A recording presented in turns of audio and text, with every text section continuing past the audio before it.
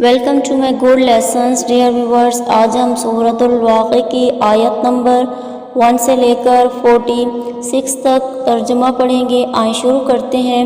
بسم اللہ الرحمن الرحیم۔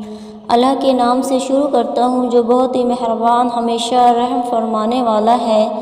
جب قیامت برپا ہو جائے گی، نہیں ہوگا جب یہ برپا ہوگی اسے کوئی جھٹلانے والا، کسی کو پست کرنے والی، کسی کو بلند کرنے والی۔ جب زمین تھر تھر کانپے گی اور ٹوٹ پھوٹ کر ریزہ ریزہ ہو جائیں گے، پھر غبار بن کر بکھر جائیں گے اور تم لوگ 3 گروہوں میں بانٹ دیے جاؤ گے۔ پس ایک گروہ دائیں ہاتھ والوں کا ہوگا، کیا شان ہوگی دائیں ہاتھ والوں کی، اور دوسرا گروہ بائیں ہاتھ والوں کا ہوگا، کیا خستہ حال ہوگا بائیں ہاتھ والوں کا، اور تیسرا گروہ ہر کار خیر میں آگے رہنے والوں کا ہوگا، اور اس روز بھی آگے آگے ہوں گے۔ وہیں مقرب بارگاہ ہے عیش و سرور کے باغوں میں، ایک بڑی جماعت پہلوں سے اور قلیل تعداد پچھلوں سے، ان پلنگوں پر جو سونے کی تاروں سے بنے ہوں گے، تکیہ لگائے بیٹھے ہوں گے، ان پر آمنے سامنے گردش کرتے ہوں گے، ان کے ارد گرد نوخیز لڑکے جو ہمیشہ ایک جیسے رہیں گے، ہاتھوں میں پیالے آفتابے اور شراب طہور سے چھلکتے جام لیے ہوئے، نہ سر درد محسوس کریں گے اس سے اور نہ مدہوش ہوں گے،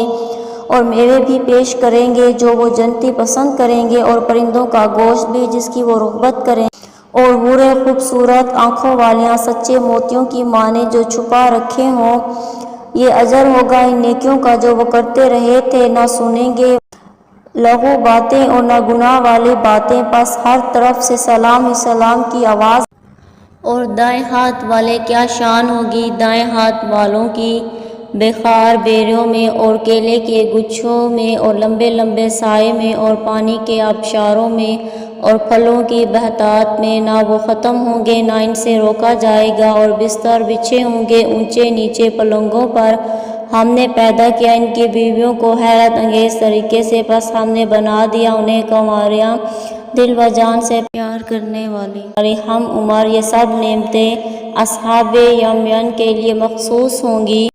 ایک بڑی جماعت اگلوں سے اور ایک بڑی جماعت پچھلوں میں سے ہوگی، اور بائیں ہاتھ والے کیسی خستہ حالت ہوگی بائیں ہاتھ والوں کی، یہ بد نصیبی جو لستی لو اور کھولتے ہوئے پانی میں اور سیاہ دھوئیں کے سائے میں ہوں گے، نہ یہ ٹھنڈا ہوگا نہ آرام دہ۔ بے شک یہ لوگ بڑے خوشحال تھے، اور وہ اصرار کیا کرتے تھے بڑے باری گناہ پر، اور کہا کرتے تھے کہ جب ہم مر جائیں گے اور مٹی اور ہڈیاں بن جائیں گے تو کیا ہم دوبارہ زندہ کیے جائیں گے، اور کیا ہمارے باپ دادا کو بھی یہ ناممکن ہے۔ آج کے لیے اتنا ہی۔ انشاءاللہ تعالی نیکسٹ ہم 48 سے لے کر 96 تک مکمل ترجمہ پڑھیں گے۔